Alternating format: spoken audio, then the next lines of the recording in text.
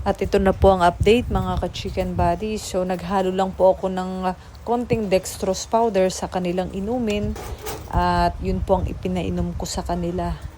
So ang dextrose powder po kasi ay makakatulong pang rehydrate. At nagpo-provide din ng instant energy sa kanila. Kasi sa ilang oras po na hindi sila nakainom, matamlay. Kaya tignan nyo po ngayon mga ka-chicken buddies kung gaano sila kauhaw po. Kaya sa mga ka-RTL dyan na nagbabalak na mag-business din, ugaliin po natin i-check.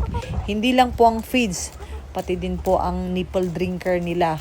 Para po masigurado natin na lahat po ng mga chicken natin ay masigla at masaya. Yun lamang po ang ating update ngayon mga ka-chicken buddies. Salamat po and thank you for watching.